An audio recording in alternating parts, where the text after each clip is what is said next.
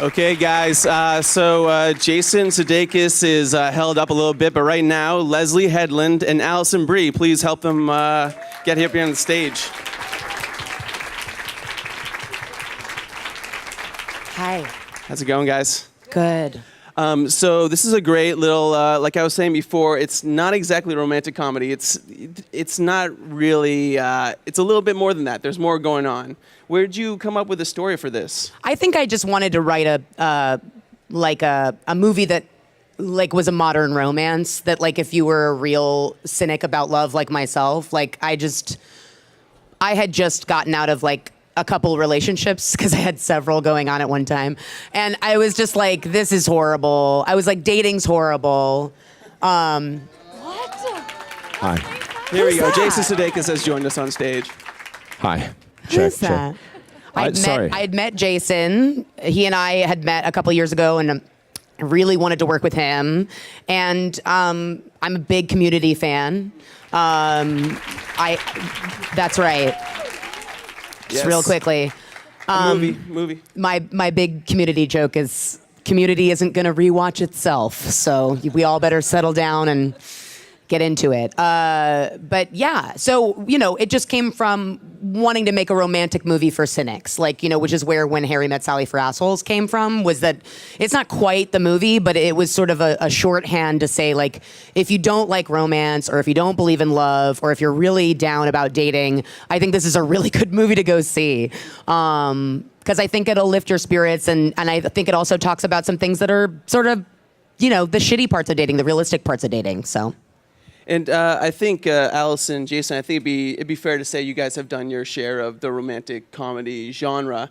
And what about the script sort of took you, off? I imagine some of it's off balance a little bit. It's a lot of changes. What'd you guys think when you first read the script? Allison and then Jason, if you could. I would say that first off that I'm sorry. I just loved it. I'm sorry that I was late.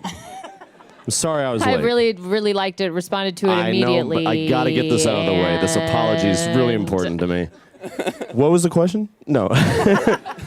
It was a surprising script to read. There's a lot of twists. Absolutely. You would expect it to end one way, and it really takes you for a loop.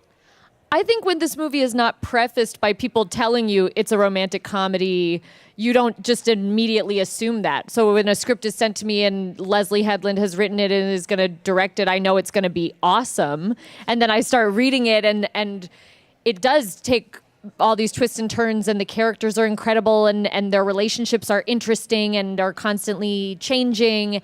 And that I find really interesting. And I'm not how interesting for a rom-com. I'm just what an interesting script, what an interesting movie this could be if I were in it.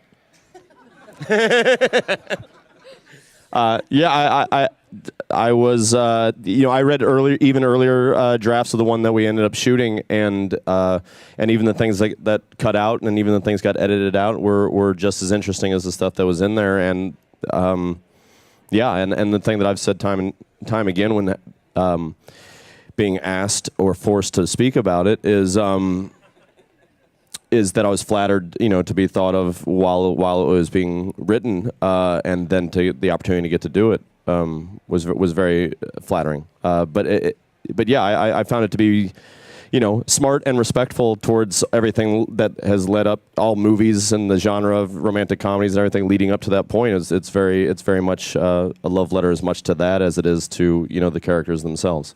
Yeah, and speaking of love letters, it takes place here in New York. Oh, yeah. It's a New York movie. Woo. We shot it here. Awesome. In a very short amount of time. Yep. And you probably recognize some places that you've been before. Right, yeah. So talk to us a little bit about filming here in New York and how you found the locations for the movie, if it was... Well, I love big New York movies, like old school Woody Allen, or, Woody Allen, or, who else? New school Woody Allen, old school Woody Allen. The original King Kong. The original King. It's just like that. Gangs of New York. Just, classic New York. I Am Legend. Vanilla Sky. All the biggies. Your classic NYC, just post-apocalyptic. Hey, there's So that was what we weeds. were really inspired by. It was sort of the post-apocalyptic New York City, and no, but we did want to sort of showcase New York and all aspects of it. And I think that not a lot of indie films can afford to do that, and so we had to get very creative. And we did Upper West Side, we did Chinatown, we did great. You saw some of the downtown skyline there. We just hopped on a boat. Literally got on a Guerrilla boat. style. And it Yeah. was like the cheapest way of doing it. It was just like, can we get on a boat? Like, they can't charge us if we get on a boat. And they were like, no. And I was like, great, let's get on a boat. We'll re-record all the lines later. We'll ADR it all later. You guys were like Get on the boat, like, this is dialogue. never gonna work. We're all gonna be in a booth. Loud ass boat. The motor alone of the boat was like, this is what? It's a visual medium. That's what we just kept telling ourselves. Birthday party.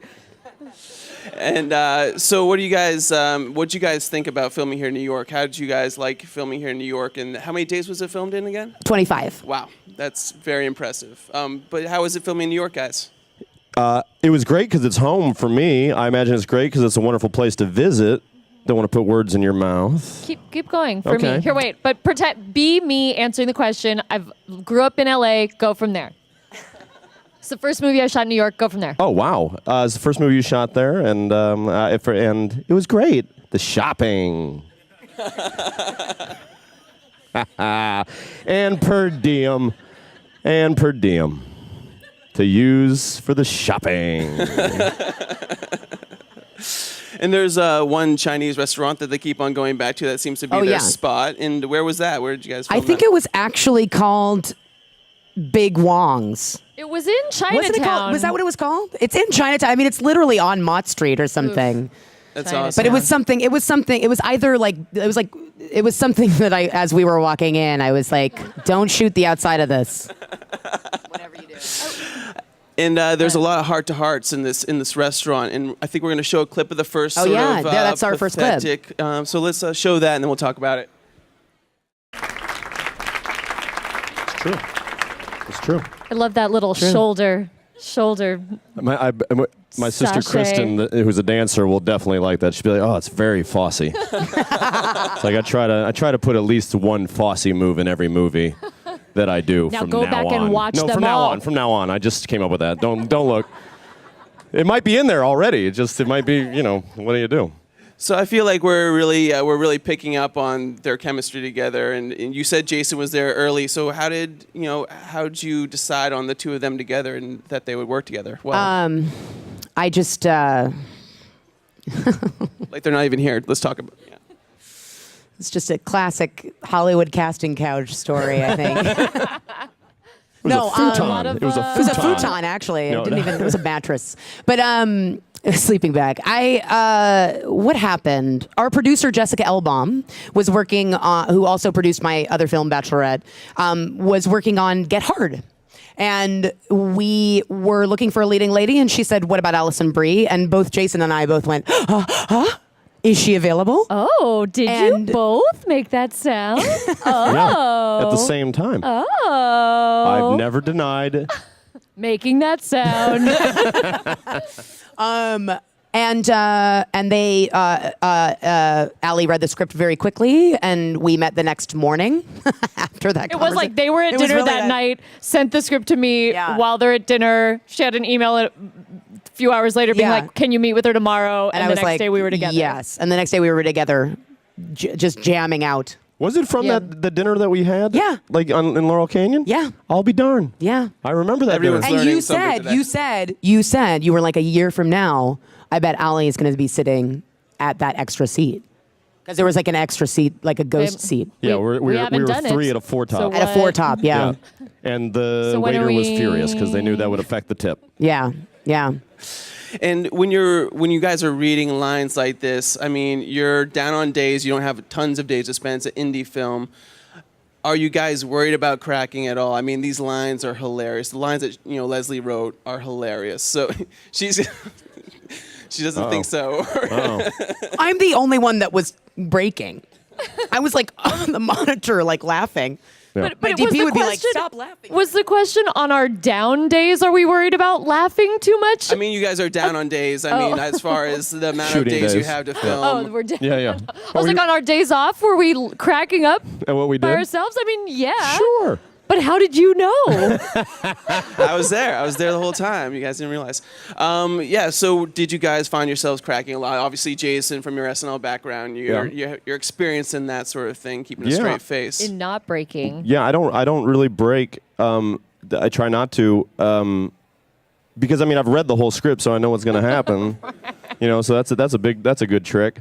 I feel like it didn't count. It wouldn't really count as breaking any, like, especially when we were in scenes together. Yeah. If something was said that was unexpected, it just It's just fueled friends making each other laugh. Yeah. Yeah. So if we were able to, you'll see me laugh in scenes Yeah. after he says something funny because I feel like that's what a person would do, and it was fun. It sort of just Wait, so you were fueled the faking it? I mean, I was. This is what a human I mean, being would this do is if what they were in someone this would situation. do. I guess people would find this funny. Is this how humans laugh? Pretty good. No, I meant that they kept it in because it made sense for our chemistry that we would be laughing I was together. joking. It's all right. It's great. But I think that's true. Yeah, I mean, but then also you don't have a lot of time, like you're saying. I mean, because if you don't have a lot of days, that means you don't have a lot of time during those short days. So, and then there's always somebody holding a microphone that all I ever think about is their shoulder muscles. And when we're, we get free sneakers and Right. like about the crew. paid well for this, and then this guy's just. Come on, Smart dude. ass, just say the fucking words. Let me go wanna get home. Time and time again, I think about that guy or gal, and Well, it's classic just character that you played. The based boom on that operator. exact thing. I wrote a sketch about the boom guy on 30 Rock that I was always like, this dude fucking hates me. And then I just concocted this whole backstory. Then did an SNL sketch with Julia Louis-Dreyfus, and then one with LeBron James and one with Paul So Rudd. good. Yeah, playing like a guy YouTube who just had that, a guys, chip if on you his haven't shoulder. Seen it, it's so good.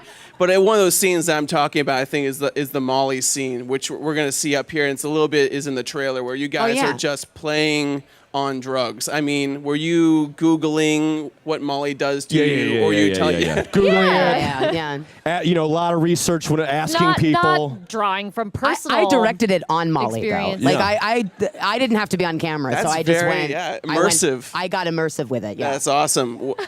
Well, let's show that clip and let's see what we're talking about here. Okay, guys. So we're gonna throw to you guys for questions in 1 second, but I just feel like we have to talk about the supporting cast in this. Oh, yeah, who yeah. can't be here? I mean, Billy Eichner, Jason Mantzoukas. I mean, it goes on and goes Andrea on. Andrea Savage, Savage, Natasha Amanda Lyonne. Peet, Adam Scott, Adam Brody. Adam Brody is so good. Adam Brody. Yeah, he's fantastic. Adam Brody. Adam Brody. Natasha Lyonne. Natasha Lyonne. We got a bunch of people in there. We actually did. Adam Brody. Who are we missing? Adam Brody. Who did we miss? Adam Brody. Yeah. Oh, got okay. it. Yeah. So let's throw to you guys, and there's people here with mics, and just wait for them to call on you. Oh, it's me already. Hi, I'm really excited about the movie. I just had a quick question for Allison.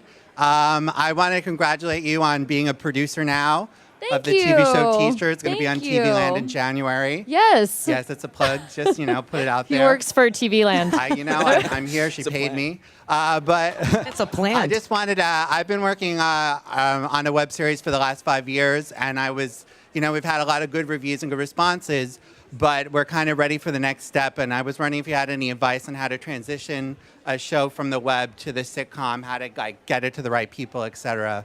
I know. I don't know how. I was going to say get it to every person, and that's how eventually it gets to the right person. Is like I was putting feelers out there. This is something I'm interested in being on the opposite side of. Those girls were sending that to everyone, and sent it through WME and a bunch of just the more eyes that are on it, the better, I think. Hello, congratulations on the movie. You guys mentioned that you produced it in you filmed it in 25 days, and that sounds very expedited. Was that experience different than other projects you'd worked on, and how do you think that impacted the final product in the end? Oh, I shot Bachelorette in 23 days, so this was like a walk in the park. That's really impressive. That's awesome. I had 2 extra days this time, and a day of additional photography. Yeah. So it's actually 26 days. Yeah. Oh. Yeah. So then, yeah, easy breezy. So this was simple. Yeah, I mean, I feel like we all come. Obviously, you're doing SNL where the turnaround is crazy, and working on Community and Mad Men. It's everything has always been really fast paced. I guess I would say that working on other movies, sometimes you have a little bit more time, but I didn't feel like we were rushed or like anything. I thought it was the perfect amount of time. We had rehearsals a week before. Everyone knew what. Just working with a bunch of pros. Yeah. So- I just had to be off book. You had to show up memorized, which, I learned on the 24th day. But yeah, that helps.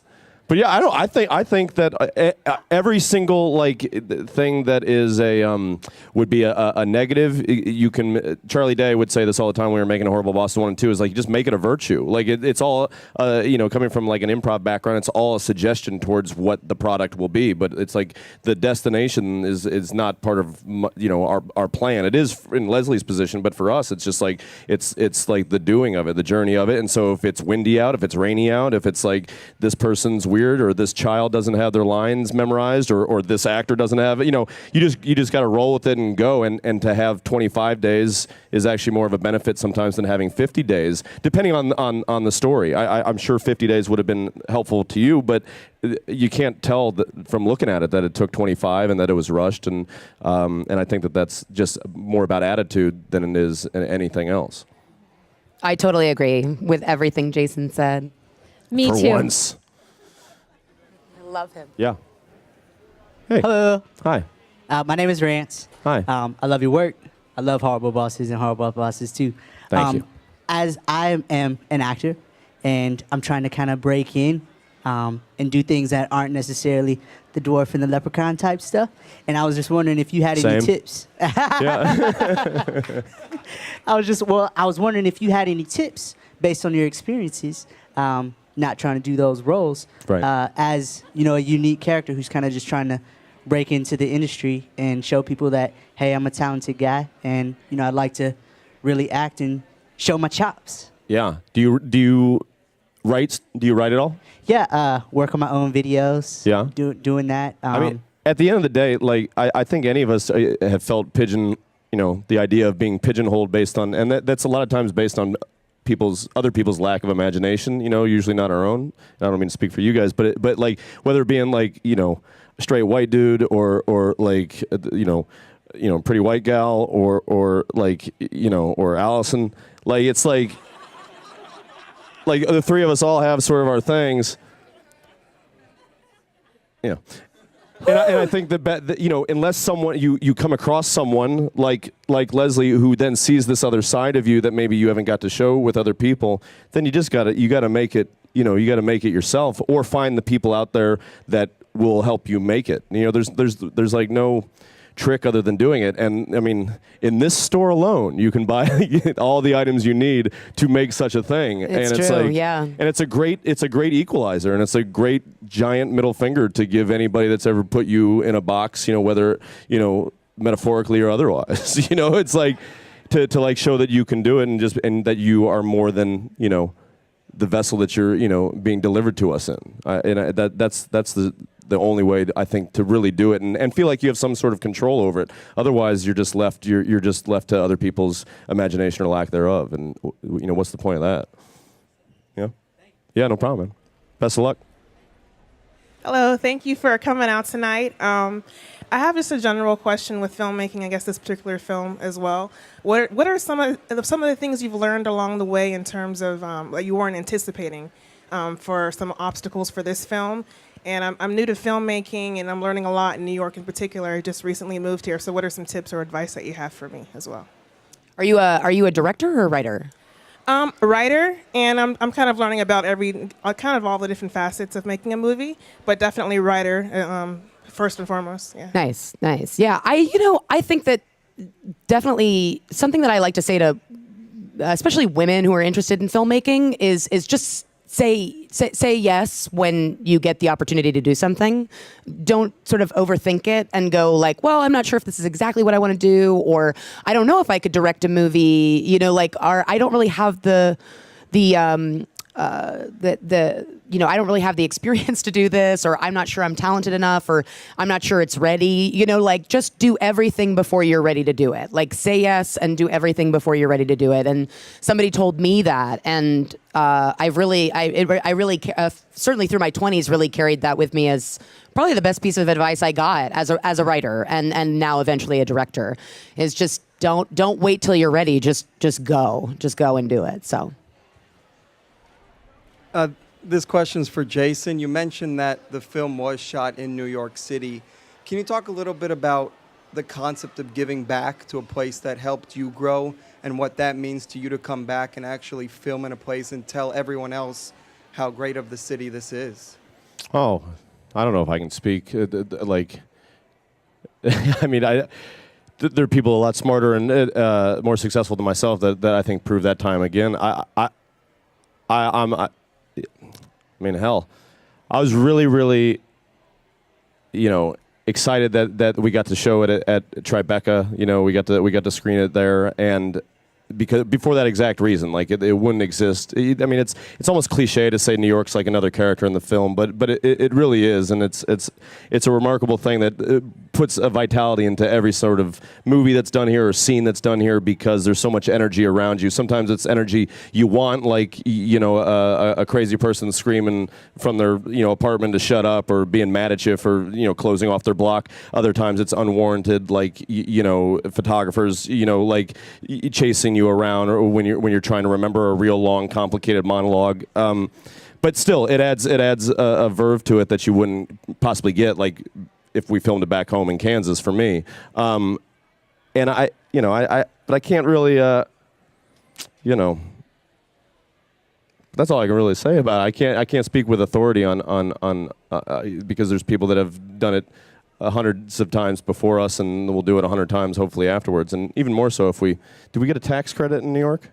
Yeah, we did. Oh, we did. Yeah. So I think that type of legislation is really helpful for states. You see it, it thriving in Georgia right now, in Louisiana. You see it, it just been voted out in Michigan and North Carolina. It's always a bummer to see, having worked in those places, and to get to do it at home is fantastic, because the crews are amazing and characters unto themselves, and you can't help but have a fun conversation on the way home with the transpo guy that's probably, driven everybody from Daniel Day-Lewis to, Rosario Dawson. It's like you're just one of many. You feel like a cog in a wheel, and there's always someone bigger and more important than you around every corner here. And I think that's staying humble and staying hungry is in the DNA of this town, and it's a good one. Definitely. Okay, guys. So one more hand for Leslye Headland, Alison Brie, guys. and Jason Sudeikis. Thank you so much. The film is Thanks for Sleeping having with us. Other People. Thanks. Took you, off. I imagine some of it's off balance a little bit. It's a lot of changes. What'd you guys think when you first read the script, Allison, and then Jason, if you could? I would say that first off that I'm sorry. I just loved it. I'm sorry that I was loved late. it. I'm sorry I was I late. really, really liked it. Responded to it immediately. I know, but I gotta get this out of the way. This apology is really important to me. What was the question? No. It was. I mean, it was. It was a surprising script to read. There's a lot. Like a movie that was a modern romance, that if you were a real cynic about love like myself, I had just gotten out of a couple relationships, because I had several going on at one time, and I was just like, this is horrible. I was like, dating's horrible. What? Hi. Here we go. Who's Jason that? Sudeikis has joined us on stage. Hi. Who's that? Sorry. I'd met Jason. He and I was that. It's not quite the movie, but it was sort of a shorthand to say, if you don't like romance, or if you don't believe in love, or if you're really down about dating, I think this is a really good movie to go see. Because I think it'll lift your spirits, and I think it also talks about some things that are sort of, the shitty parts of dating, the realistic parts of dating. So. And I think, Allison, Jason, I think it'd be fair to say you guys have done your share of the romantic comedy genre. And what about the script, sort of? Okay, guys, so Jason Sudeikis is held up a little bit, but right now, Leslye Headland and Allison Brie, please help them get here on the stage. Hi. How's it going, guys? Good. So this is a great little, like I was saying before, it's not exactly a romantic comedy. It's not really, it's a little bit more than that. There's more going on. Where'd you come up with the story for this? I think I just wanted to write. I had met a couple years ago and I really wanted to work with him. And I'm a big Community fan. That's right. Just real quickly.